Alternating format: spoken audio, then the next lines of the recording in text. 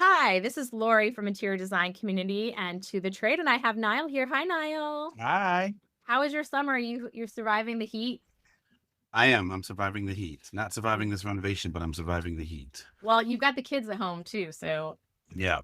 Let's not that's its own little adventure. I I love it. know. I remember Yep. those days. Yep. Yep. I And could we write a have book. Jenna Good to Care. I'm so excited that we have you, Jenna, because you and I have been speaking partners, I think, for the last year. We were like traveling together and talking about AI Yeah, who will listen to us.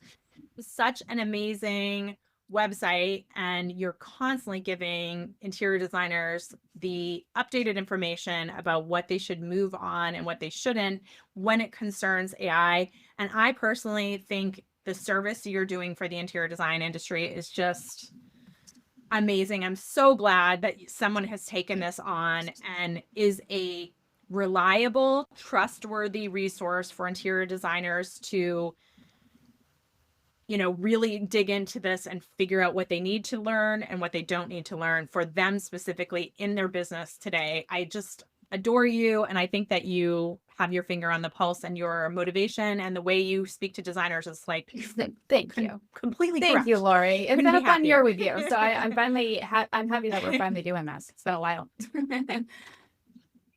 Yeah. I mean, it's just so, Niall and I have talked about this, I don't know how many times, that designers are a market for a lot of companies through the years.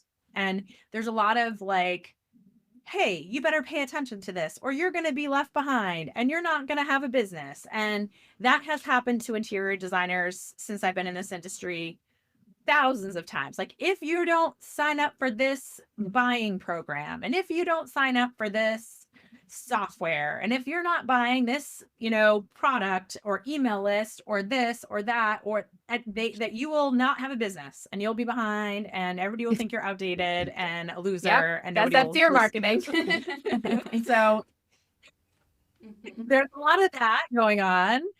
And there's a lot of designers. I think I could have 15 designers in a room and we could talk about for an hour about money that they have spent that has ended up being nothing. Oh my God. Like, okay, Niall, how many times do you think you've done that? I could write a book. Yes. Like literally, I could write. I don't know. I've lost count. Right. But I've tried everything. I've literally tried everything. Right. And the idea is, why are you trying it? You just want to make your life easier, right? That's so funny. Yeah, you want to make your life easier, but you end up making it more difficult. Right. Because sometimes, technology is amazing, and it can really save your life, and you can have new things that really do. Somebody I just talked to yesterday came to Design Edge with me, and we were talking about her going to High Point. She wanted to have a plan because she has a new rug line. And she's like, what I learned from you at Design Edge, I can track back to Design Edge as being the most pivotal moment that helped me with my productivity, because we implemented some of the things you said and we did it, and it's increased our productivity. And I was like, you need to write that down, because I want a testimonial for that. And she sent it over to me. But it's those kinds of things. Like, do you jump at everything? And sometimes you're listening to a person who is telling you to jump at this, and it sounds amazing, like coaches or something, that you feel like there's this like fear that I'm going to be left out or I'm going to lose out on opportunities. And no one wants to lose out on an opportunity. Who does? So, but you can't be stagnant either. So there's like the other side of the coin of that is, okay, well, I'm fearing now. I've spent probably $7,000 on things that don't work, right, in my business. Now you're really afraid to try new things. Now you're really like ultra cautious. And sometimes that can play against you too, because there are things you need to invest in your business to go forward, right? So I love that you approach AI in a really like common sense way, like just in telling the audience that they should just pay for ChatGPT for $20 a month. Like that's not, you're telling them that not because it's I mean, it's a small investment, $20 a month, but that ChatGPT is learning from you. Explain to me like how you got into this and why it's so important to you that designers. So as a follow this designer path. myself and being in this kind of niche area of technology and design with my previous company, eDesign Tribe, and then it was acquired by MyDoma Studio, I am a millennial kid, and I grew up in the 90s doing Sims, and then SketchUp was what I learned in design school, and it was Google SketchUp, and it had just barely come out. So I learned how to hand draw my first semester, but then like do the stuff on the computer. So I am this weird hybrid of interior designer, tech nerd, and just kind of figuring out like what's fun and what makes sense for our end goals as a professional, right? So what keeps the business running, but also what fulfills us and makes us happy. And for me, that was building Sims houses, before with all the cheat codes so that I could just build and have fun. And I look at it and I approach it in the same respect now. It's like, what makes sense for you and the end goal that you have for your business and how you like to create your deliverables, because we are all different in the art that we're creating to get us from point A to point B and convey our design, right? So there's no cookie cutter way to do things. You can hand sketch and we can integrate that into technology, or you can just do it hand sketch and then send it to a client, or you can do everything online. There's no right or wrong way. And so I like to meet designers where they're at with practical solutions. So if Google is the better solution to just maintain everything in your business than paying for a software and a platform that's hundreds, if not $1,000 a year, then use Google. That's just the best option for you. So I love to like Tetris identify technology and where it fits into everybody's workflow and also like their budget, because everybody's different. Right. Well, I love that line Tetris fit. Like you're getting it to like designers love that We too. love Like that. you're getting it to fit perfectly. Ideal solution. I can picture that and go, well, that feels good. But I think that people are not sure about, I think there's a lot of fear around still around AI, and designers live in a world where authenticity is king.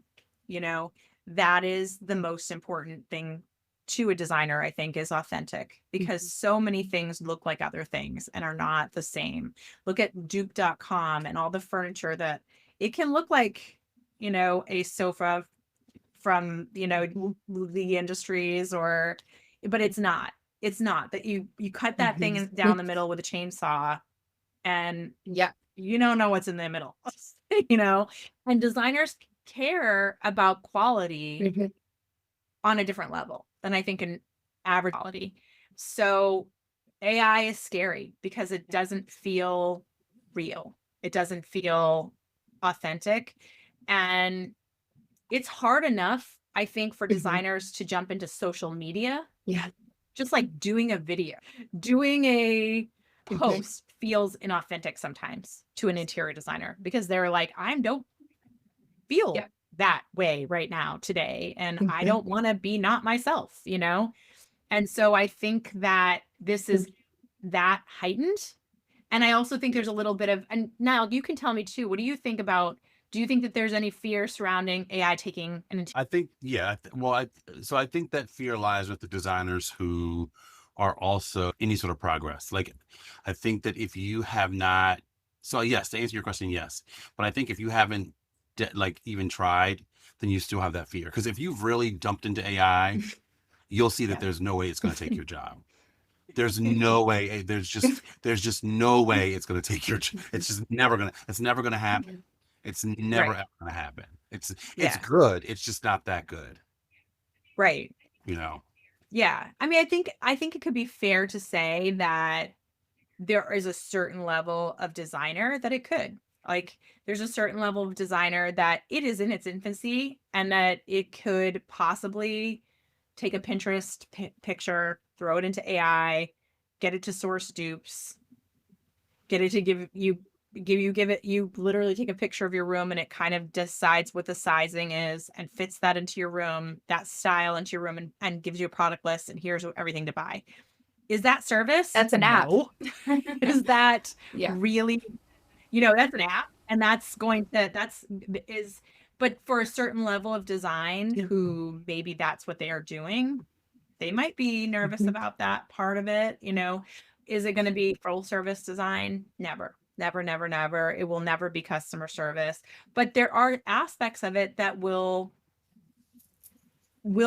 be kind of scary for people. Yeah. I mean, when we talk about the agents, Yeah. I don't want to get there yet. We'll continue, That's coming. but Yep. we'll talk about agents later on. Agents are kind of something that are like, ooh, there are things that are like happening faster than we had. When I sent you that video yesterday of you can take a photo of yourself, Niall, and you could have like anything, like, just something in your hand, and you can sell it with a little script, and it's an AI version of you. And we've seen these before, and they were really bad. Yeah, they're good now. It's not really bad anymore. It looks like you.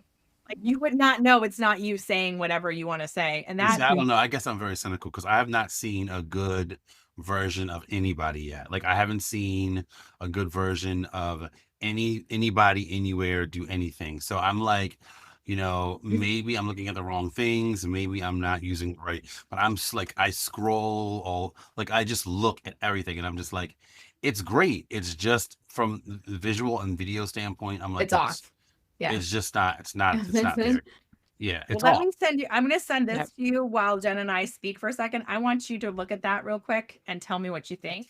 Because Okay. I'm just curious. I just texted you something that I think is update that is part of ChatGPT, and you can take a photo of yourself. VO3 too. You can do.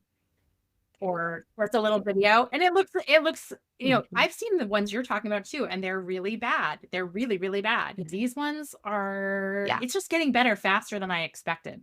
I would think that was 5 years out. And considering where we were last year at the beginning of the year. Right.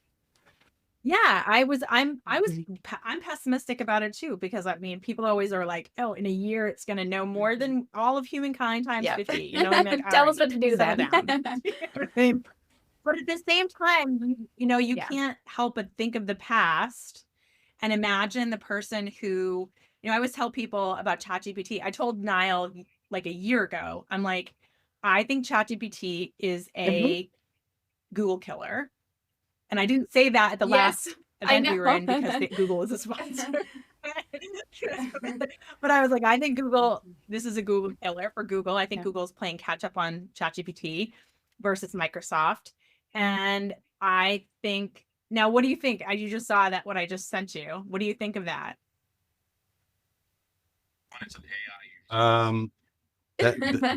This is kind of good. Yeah, this is a little, it's a little shocking and disturbing at the same time. I know. I'm telling you, that is the kind of stuff that's coming out every week that we're like, Jen and I are like, I know. Oh, I will text her and be like, look at this. I know. Wow. I don't believe anything anymore. That's insane. And my 8-year-old doesn't either. She's like going through Pinterest. Yeah. She's like, that's AI, because I don't let her on social media, but she's like, she can tell. And the fact that they already are so skeptical of everything that they see, it's sad, but it's also good to teach them that, because then you have our parents' age where like they're getting phone scammed by, voice clones, and they're coming from the direct phone number of like their daughter or something because they've been hacked with the phone line. So it's a crazy time, and I don't trust anything. It is. Right. It is sad. No, which is sad. Yeah. That's sad. I know. It is. And it's surprising that people think that these AI filters like Instagram, Facebook have, like, it will market as AI. Well, it doesn't. Right. Almost 90% of the time, it doesn't market as AI That's when right. it really is. So I know, because I put things out there that are AI, but it doesn't mark as AI, So I know it doesn't always work because I've tested it. So I think that that's another layer of fear for people. But at the same time, like when I think back to progress that I've seen in my lifetime. You know, do you remember the days where if you had a big ad in the yellow pages, you were the person everybody called to for the plumber or the electrician or the contractor or the interior designer? And those people who had the big ad on yellow pages didn't think websites were relevant. Why do I need to do that? I have the biggest ad on the yellow pages. Yeah. And I still argue with designers about whether or not Google business is important to them. And I would start to say now to designers, look, I know it sounds crazy, but I've had enough time in this industry. I might be paying attention to Bing a little bit now because Bing is owned by Microsoft and ChatGPT is owned by Microsoft. So pay attention to the ecosystems with which you're doing business. You don't know if ChatGPT is preferring Bing listings over Google listings, even though Google is king for SEO, because why wouldn't they prefer their own ecosystem? So thinking about, you know, SEO and Bing versus SEO and Google might be kind of on my radar a little bit more as I delve into large language model SEO. So these might be out of your realm of understanding, but there are things to move on, and there are things. The reason I'm saying any of these words, you might not even understand some of these words. Large language model is just basically like any of the SEOs that are, I mean, any of the ChatGPT type things that are out there. So that is how you're finding things. Are you on ChatGPT to look for recipes or where to go on vacation or which restaurants to go to? Well, that is something you used to Google. That's all we're trying to do is how can you as your business come up in that search? So if somebody else is looking for an interior designer, how do they find you through those resources now? And so just understanding how it works a little bit and paying attention and figuring out how to crack the nut as much as you possibly can. Some of it is already established, but I will tell you one of the interesting things that is going to work out for all of you that are on social and on Instagram and Facebook, and you're like, why am I doing this? I don't feel like I'm ever getting anything back. Well, one of the things that's beneficial that I've been paying attention to is both Google and ChatGPT have announced that what used to be link backs, like, so if somebody put a link up to your site from their site, that usually was building your authority. That was very important to SEO 10 years ago. Well, now they're using social media for authority more than they are using link backs. That is announced by Google. And so what they're going to start doing is indexing all of your tweets and social posts, and they're going to say who has authority in the area. So if you know a designer who never did anything on social, and you've been spending all this time on social and you don't think you're getting anywhere, well, that's just becoming more important to you and to the ecosystem of how you are going to be found.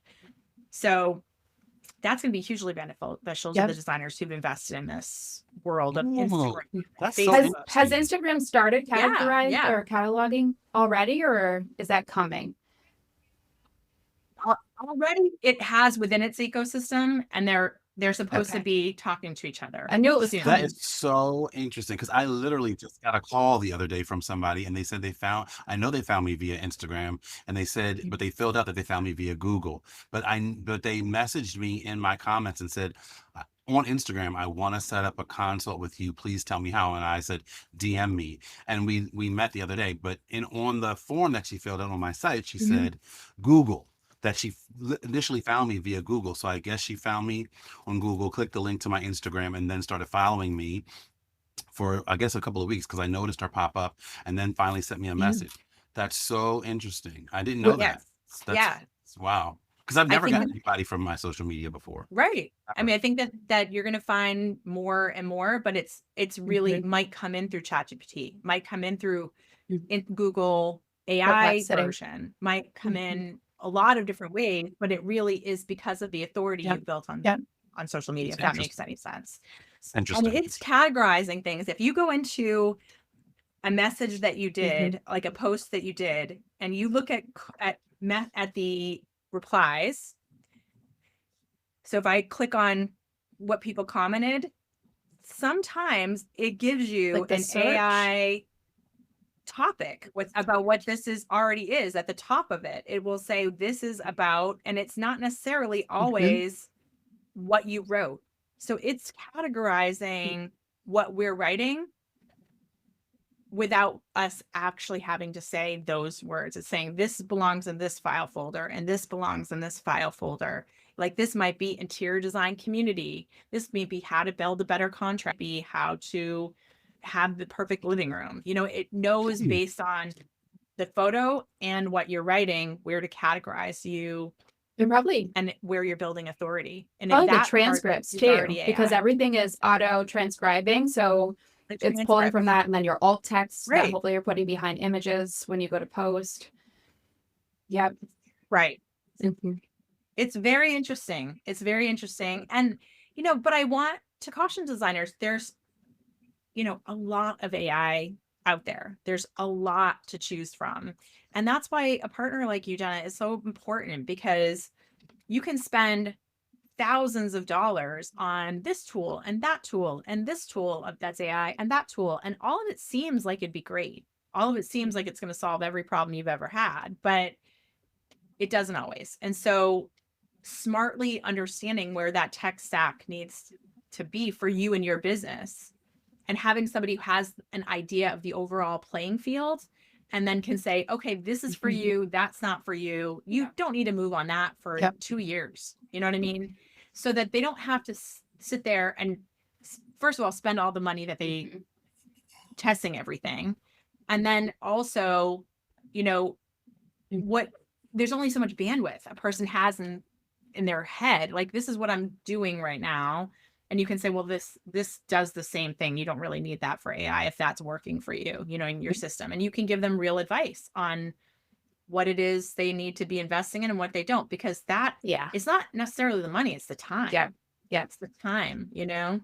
Hey, Jenna, a designer just starting out, would ChatGPT be something you would Yes. suggest for them to Yeah, so their entree ChatGPT into is always AI, like or my first recommendation because you can do so much with it, and it's only $20 a month. But I also say to yeah, go to what you're already using for your business. So for me, a lot of my business is just Google, you know, like my Gmail's there, and then that's where I always store my documents, my cloud storage is there. You might be using Microsoft. So Copilot might be your better AI model because it's infused in your inbox and inside of like your PowerPoints, your Word already, right? But for me, when I open up like my computer and I start to write an email, I will activate Gemini in my inbox on the side panel. It'll look at all that email thread in the conversation and it'll just give me a recap. You know, like, what do we talk about in this 27 email thread? And then I can just have it on the side panel and ask. The other day, I was talking to Veronica with Design House, and she sent me a list of all of these upcoming events. And I was like, oh my gosh, now I have to sit here and put all these things in my calendar. I brought up that email. I had the Gemini side panel, and I just said, can you add all of these events as tentative to my calendar? Don't mark me as busy, but create these events for me. And then it created all the events and put them in my calendar just from a sentence and then clicking, yes, add these. That is the simple things that I'm looking oh for. my, I don't need to tell you how to reinvent the wheel. I don't need to tell you how to, you know, look at ChatGPT and create all these different images and then like go to 10,000 other programs. We don't need that. Just consolidate and go with what you know and then yeah, branch out. But ChatGPT is great to supplement all of that. yeah, Right. Yeah. I've used it for, you know, if I put in a big Excel spreadsheet and I'm like, just pull the emails from this. I just Yeah. want emails separated as a comma separated value. It might be 44 people, but I want to email them BCC so that I can just like get that out quickly to this group. Hey, I'm coming into town. I'd like to meet up with you. Mhm. And I just do that quickly. So there's lots of like little hacks you can do that will, I mean, if I had to do that Yep. by hand, it would be hours to sit there and go through every single person on the database and copy their email and then, you know, put it into a paragraph Right. and comma, comma, comma. You know, I think that's the key that I've always been interested in for the designers is the time saving. I mean, how many designers do we know who are working overtime that are not working a 40-hour work week, right? Any little shaving off an hour here, shaving off an hour there gives them that time back to decompress. Like that is the part that I am the most interested in. It's not, here's another huge side job to learn AI that is going to revolutionize your life. It's more that what can you do faster because Yes. you have these tools? What can you speed through that you were avoiding because you have these tools? Like it could be the mean email you got from a client and you could just like throw that into ChatGPT and saying like, how can I answer this professionally really quick? You look through it quickly, you send it off. I don't care if they think it's written by AI. Honestly, they wrote you a mean email like that. Caring about their feelings on that front are stupid. So Yeah. don't spend the time stressing about it. Just get it done and move on. And those kinds of things that designers will sit with, and it'll eat them up, and they'll be sick to their stomach about, just get it over with, rip the Band-Aid off, write the email back. This is the way, just say, this is how things are, done. Or, a blog post that you have to write for SEO, or you should be writing for SEO, but you don't want to really write it. It's boring to talk about best interior designer in Philadelphia. You don't want to write that, but you have, if you really should be, so that you get more Google response or LLM SEO, whatever that might look like. Here's something you can do where you feel like you got something done this week for your marketing, but it didn't take you 20 hours to do it. It took you an hour to do, that kind of thing. I think that we all put those tasks off because we don't have the time. And I can tell you, I've used it that way in the year to almost 2 years I've been using it. I've been using it in ways, and people have been telling me, Lori, you're everywhere. Well, guess what? It's not just exactly. That's why I scaled this business as fast as I did, because I did the things I was teaching. That's why it went so fast.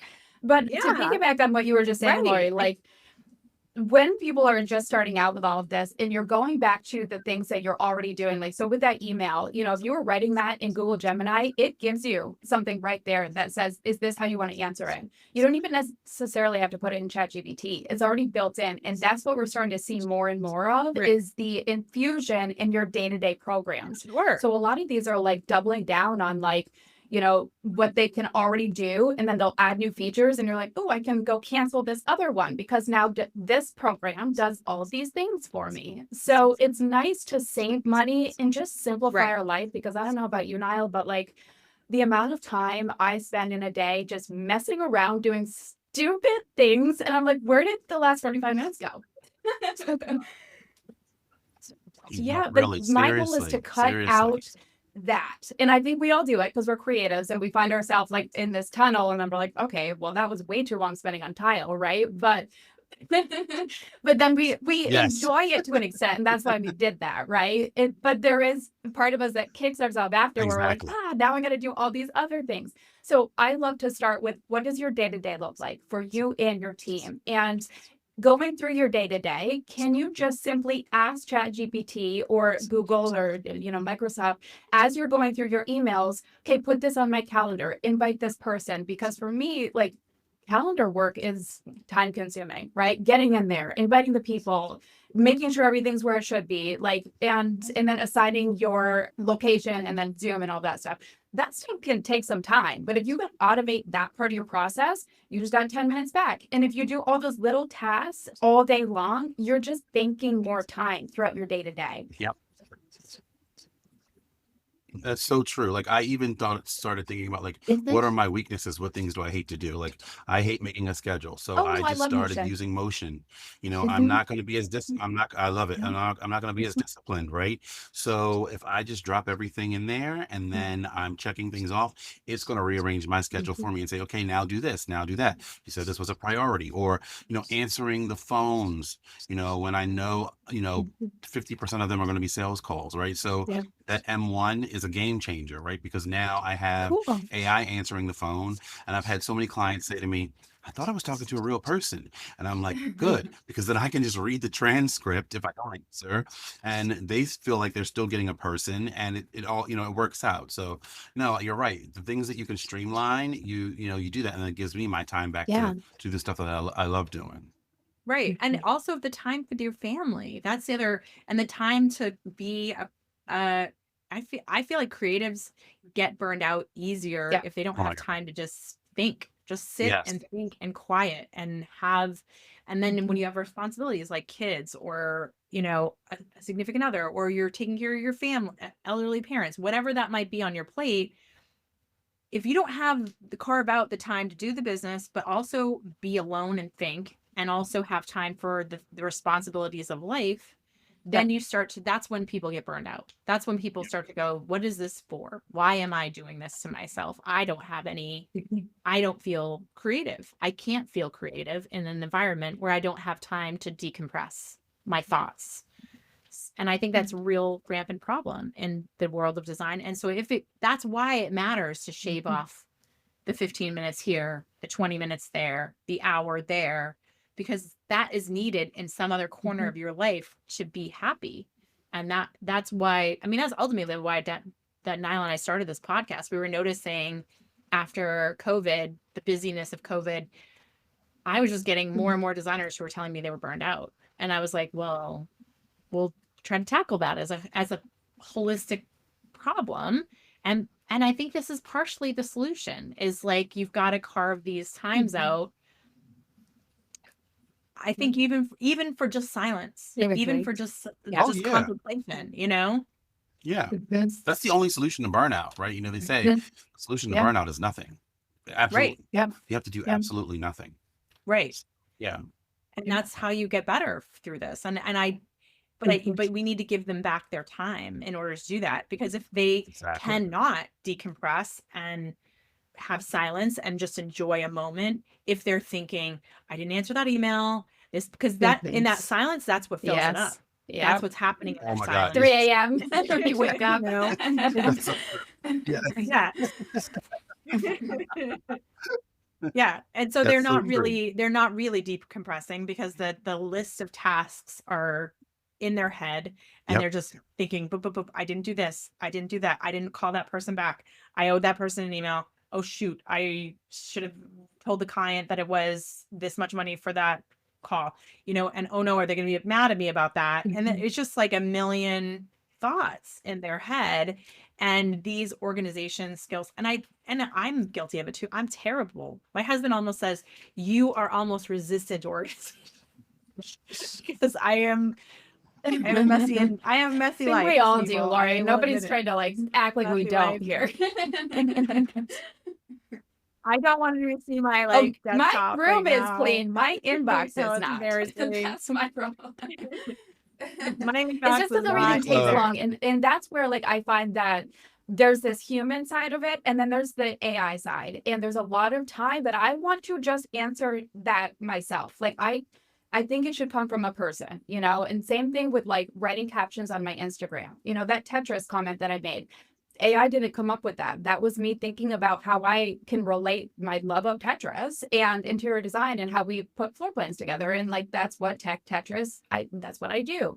So there's this side where like, I want to write my captions and I want to reply to emails and I want to be personal, but that takes time. So things need to wait so that you can have that personal human interaction with me. If you want that, like, and I hate to say this, but the cheaper version, which is the AI response, you can have that and you can have it faster. But if you want to wait for me and my human experience and my expertise, I'm sorry, but there's a line and I have a busy day. So I will get to it when I get to it.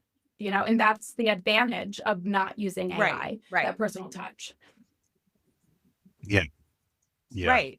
And people need to know that they're talking to you sometimes. I mean, I have people who come into the DMs and interior design community, and they're like, who am I talking to? And I'm like, you're talking to Lori. Yeah. They're like, oh, good. I'm glad. Yeah. And I'm like, human touch is going to be what we need. So, I mean, and what we crave, that. You know, like after COVID.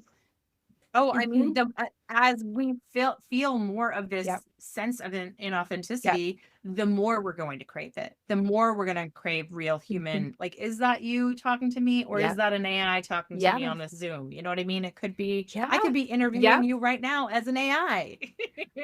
With your lag, you might be. I don't know. Maybe this is AI, Lori. Yeah, I know. Maybe I'm AI. Who knows?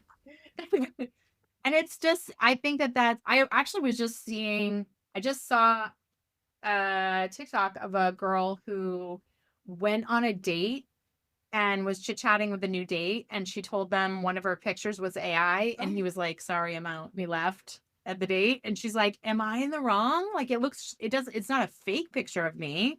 It looks, I mean, it is AI, but it looks just like me. It doesn't look like, you know how it's not making me thinner or prettier or anything. It looks like me. So why does it matter that one of my profile pictures was AI? Yeah. And She say what was AI? Because it could have been the background, right? You could have put her in another place or space, right? right. It was an AI photo of her, but it looks, I mean, she showed it. It But I looks mean, just like her. it was her It physical was her appearance face, that was AI. Yeah, Right. Okay. on the image. And he got offended by that. So I think there's like a weird, but then they're also hearing of people who have AI girlfriends, and some guy just proposed to his AI and he has a girlfriend. Man, like, this oh man, male I'll dump that guy in loveliness 2 seconds. coinciding with AI girlfriends.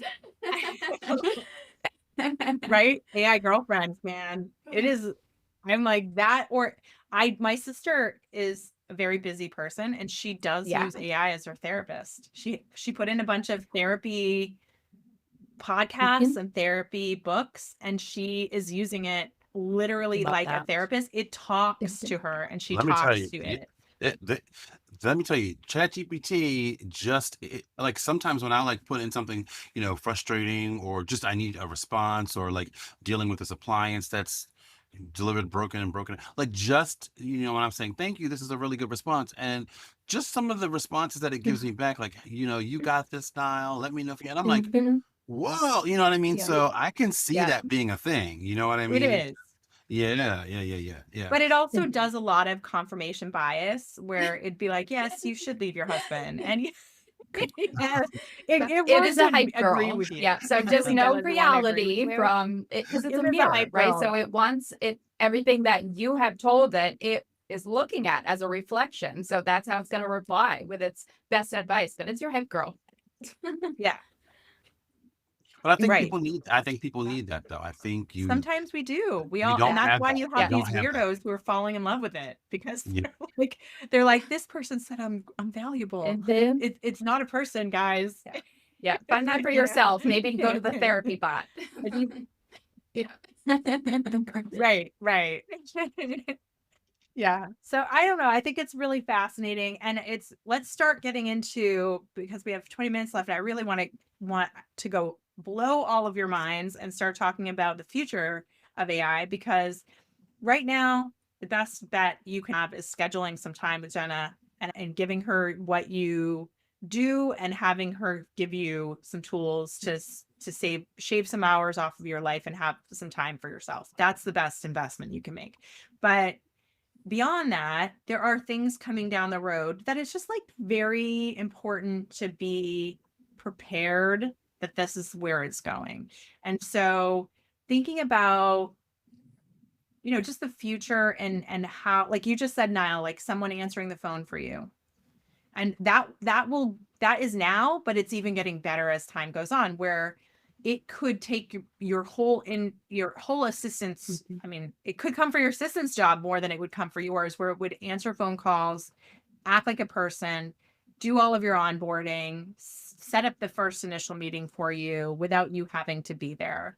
I mean, AI voice is so much further along than AI video, correct? Yep. Yeah. So the agent part of it, where you can give it complicated tasks and feed it a lot of your own personality, it really can do things now and will do things in the future that are very complex. Can you give us a little idea of what that future So looks like for an designer? Agent Space is one that I'll talk about just as an example, and it's Google's version of this. So basically, they were releasing it for enterprise accounts, but now it should be more accessible to more general businesses and individual users. But basically, Agent Space is, if you think about all the custom GPTs that you can create, and a custom GPT is basically something that you train on your information and a set of instructions to do 1 or 2 tasks for you very, very well, right? So it could be your copywriter, it could help you with writing proposals, budgets, all that stuff. And you can create all these individual ones. So now in Agent Space, and what we're going to start seeing across a lot of other programs, is the ability to create these specific agents and then have them work together and then also work with your documents. So they can get into your inbox, they can get into you give them permission, but they can get into your inbox, your Google Drive, let's see, your calendar, and then any other resources. So let's say you wanted to like source products or something, and you've got specific websites that you like to go to. You would send those bots to specifically look for whatever you're trying to source. And then it would come back with like information and products based off your restrictions. But it's all simultaneously working in a way that it can then add all of those things to a spreadsheet and then ask you to review them. And it's all internal, and it's all triggered by a paragraph or saying, hey, I need you to go do this. So once you set up these agents, they then work together as little like employees, and they get the job done once you put in that initial request. Right. And that could be a person sends an inquiry through your website, and an AI, it triggers an AI agent calling that person with your voice and making, asking it some detailed questions and taking notes and sending that to you and setting up the appointment. It'd be, like you just said, a situation where you've started the project and you've put in the parameters and it goes to your favorite resources, and it even emails, contacts, does orders. I mean, it's getting complex. It's going to be becoming very complex. Now, keep in mind that the custom ChatGPTs still fail us. Yep. I mean, I put in parameters like don't use M dashes and don't use comparative statements, and it still does. Yeah. Even in my custom ChatGPT. So it makes mistakes a lot. And there will, as we move forward with this, it's going to make mistakes. It's going to be a little bit quirky, certainly in the beginning phase of this generation happening. But we have to remember, it's in its infancy, and what it can do is remarkable. Remarkable that we're even talking about this. I would not even imagine us being able to have this conversation a year ago. So I can't imagine what it will be doing in a year. I don't even know. I can't even tell someone truly because we haven't played with them enough to be able to say this is what will really work and how it will work and efficiently, and not make a lot of mistakes. You don't want to order a $4,000 sofa accidentally from a vendor. That you don't want to do. But there are certainly checks and balances that I would be putting in place to make sure I see what it's capable of, but it's not going to hurt my business. So don't go too fast with AI. But this idea of the future of how they can, how they can save so much more time and how they can scale in a smart way. There's so many designers who have hired people that has cost them more money than it saved them to hire someone. I mean, that is a very straight. And to be able to have some of those tasks done by a bot that would give a designer more time to be creative or to think or to decompress or to explore or to touch and feel and sense, because that is their love. That's what they love to do. That's what really recharges them.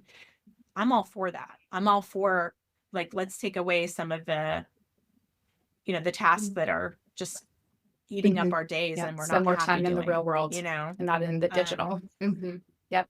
I will say a lot of those things are available now. So like you can do a lot of these things that I just mentioned, almost all of them, honestly. So you can do all of those things. But if you think about how AI is right now, and I think this is kind of the daunting part for a lot of people, it's like, I now need to learn 10 or 15 different programs to achieve what I'm trying to achieve, or to get everything to talk to each other simultaneously, right?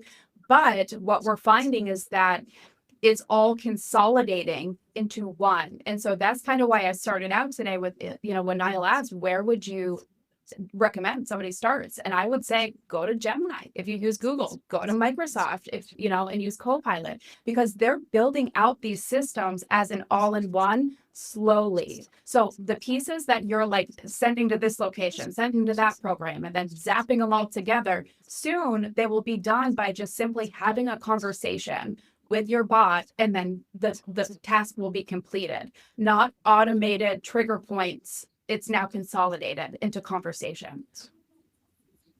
Right. Do you think that there will be one that wins over the other? I mean, it is, I know Yeah. you want to go to where you already are comfortable, but it's the same as like if I invested all those years ago, in Bing versus Google. Like there are values in the dominator. And so is it better that they kind of play around with ChatGPT versus Gemini? I mean, I know everybody's trying to catch up. Everybody's trying to implement AI into their systems like Facebook is, and Microsoft. Every big company is trying to figure out how they can dominate AI. Every single one of them. But right Yep. now, ChatGPT is the winner in that race. Is that Yes, something that we definitely. should be paying But attention I to? think that a lot of us are using the big hitters anyway, because that's just kind of what our options were for email setup, like it's Microsoft, or it's Yeah. Google. So, I don't know that many people that Right. fall Right. in a gray area there. Those ones might have to choose which side they want to go on. But I see Google, I see Microsoft, and then I see, ChatGPT being the ones that are going to pull ahead, I guess, compared to all these other like startups that, if ChatGPT does one update, all these startups are wiped out. And we keep seeing that. So when designers are like, should I invest in this program? Should I Right. invest in that one? Should I do the annual? I'm like, never pay for an annual if it's not something that is established, because we don't know if it's going to be here in 3 months if ChatGPT drops a big release. So I hate to say, but go to the big ones, Right. the ones that you use every day, and start there, because they have a better shot of lasting. Right. Yeah. Yeah. I mean, we just saw those awesome Mid-Journey photo to Yep. video things, which are so great. I think very valuable for designers who didn't have video content or there's so many designers who don't have video content of their portfolio images. So to be able to not just only animate them, but to animate, I like to think that the best part of it is to animate it, put it on repeat behind you, and then do Ooh, a I love that. video about something in it. Like I want to see your face talking about something you did in that project that only and only you remember. Because first of all, then it is not an AI video. It's you talking. The AI video and behind you is just to show the finished product. It's just to show a video of what you did, but then to utilize that and make, this is what I was doing. And there's a lot of AI within that to help yourself. Like I did one for a designer. We played around. So after the Mid-Journey conversation you and I had, I took 2 still images of hers. I made a loop for that. Then I had her make a video of herself talking about it. In that, I, deleted the back. I put it as an overlay onto the regular video that I had to repeat multiple times. So it was just long enough. But then I took her, deleted her background. So it's just her. I minimized her to the corner. I made sure her eye contact through AI was looking at the camera the entire time. Did a little beauty filter on it. Did a little like AI editing to take out pauses and ums and ahs. And boom, done. And That's it awesome. is so good. It is about handling a client who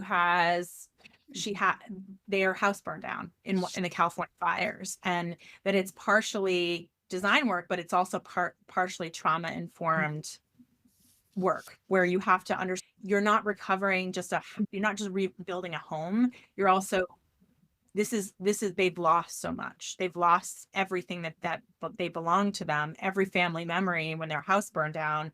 And there's, giving somebody back that sense of security and a real feeling that this is their home, because nothing is going to be their home, right? You have to give that sense of like, I kind of want the same couch I had or so the same end tables. Because there's something of like, I need to have something to anchor myself, when you lose everything. And so she had that in the conversation that she was talking about. And it was just so great. I mean, like, this is the stuff that I think the storytelling part of design is missing. And so to be able to do that, you can't create that kind of content at a client site. Like, they're nice enough to let you use that house for like a day to get the photos, if that, for a designer. So to be able to take the photos and make a video that you can then talk about over the video, I think that that's huge for them. And anything that can do that in 30 minutes rather than $7,000. 7 hours, even better. Yeah, really. You know what I mean? That's the other part of it is like anybody who has any tech skill at all is like, you give me $7,000. And they are just hearing it over and over and over again. That's part of the reason why we made IDC free. Like it's not mandatory. You pay for the membership fee. Great. If you do, it supports everything we're building, but I don't care. I don't want you to feel like I'm another person with my hand out from you. There's enough of that out there. So I love telling them, when you are going to spend your money, spend it with somebody who legit knows what they're talking about and really can help you save time and money. And I love that that's your angle. It's not just like, oh, you can pay for this tool, and because there are AI experts out there watching as well that are are stealing ideas, are creating fear factor, are asking for big, huge investment.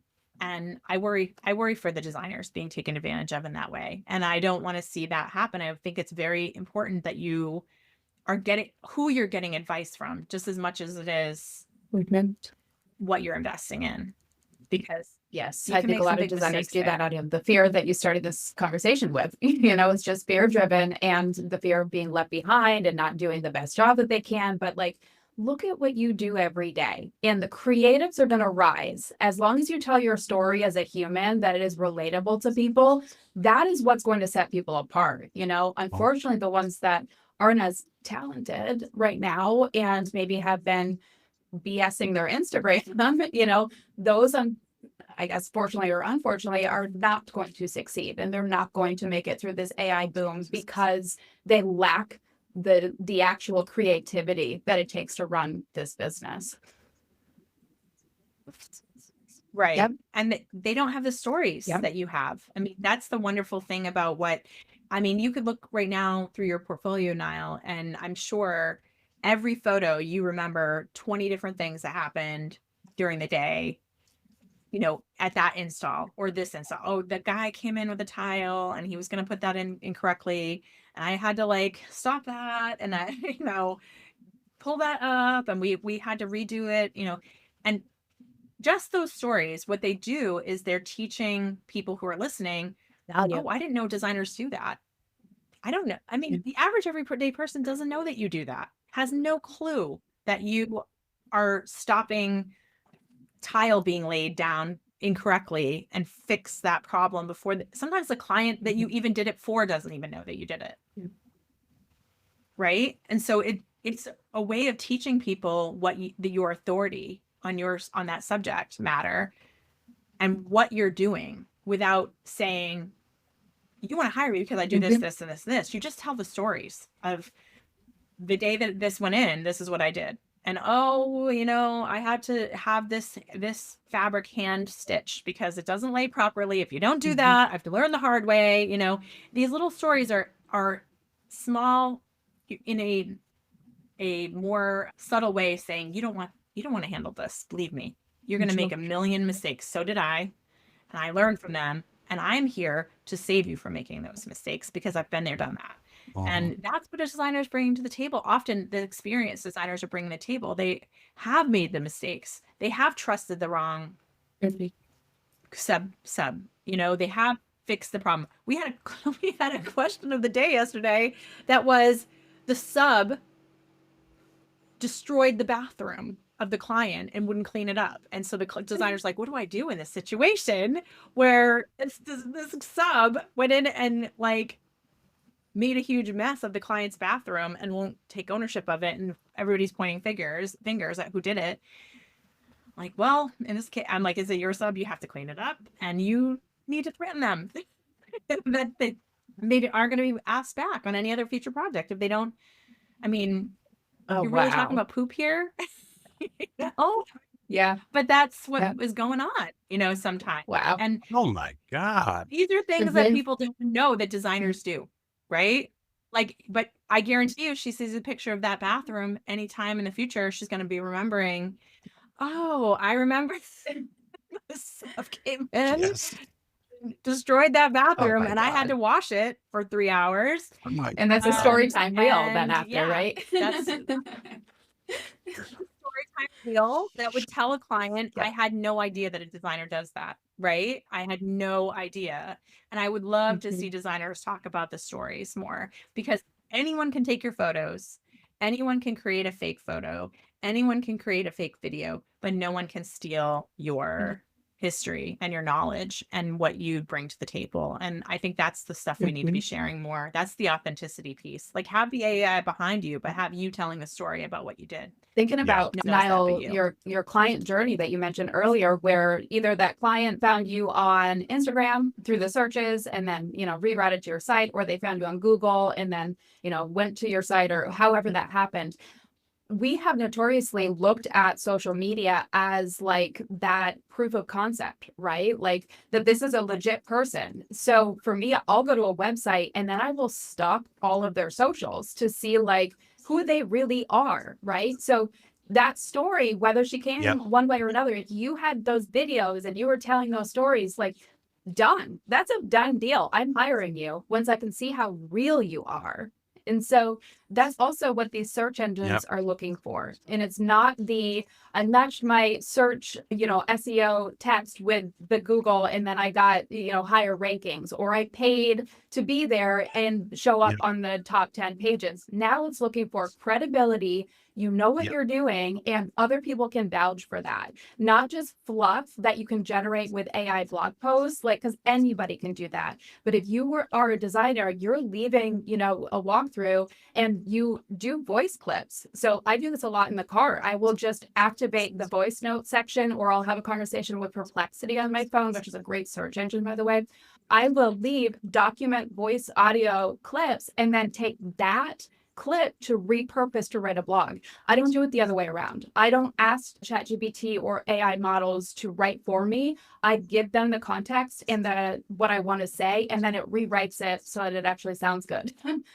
So just different ways to solidify Right. and bring like storytelling from your day to day. Yeah. Yeah. Such a And good while point. it's hot and fresh in your mind, you can talk about it. And, you just, like you said, the voice to text in all of these platforms as a means to create information, documents, and social media posting and blogs is so valuable. I mean, because I will say, if you're just Mhm. asking it to do it, it's very generic. It just tends to be like, here's 5 generic. You could say, what are the 5 ways you should style a room? It's going to say light and bring in, a plant or flowers or vegetables. Yep. It's going to say the things that everybody knows, but it's not going to say the things that that you've done that have worked. And like, oh, it's great if you're doing a bedroom to put pizza boxes behind the sham so that like Mhm. they stand up higher. Like, it's not going to know that. It doesn't really Yep. know real life. It Exactly. just knows what it's found online. So the real things that you're bringing to the table, it really adds, and it becomes more authentic. And I've tested it, A/B testing, just straight ChatGPT Mhm. listicles versus my own Mhm. listicles. My Yep. own listicles work better. They just do. So Mhm. your knowledge is important Yep. in that process. Thank you. All right. Well, thank you so much, Jenna. This has been, I hope, very eye-opening for our audience. I mean, it's a very scary topic to talk about AI, and I think you handle it in such an approachable way. And I'm Yeah. so excited that they have you in their corner to like make those smart business decisions. 'Cause I think there's a lot of Thank you fear both. around it. Appreciate So it. thank you, thank you, thank you.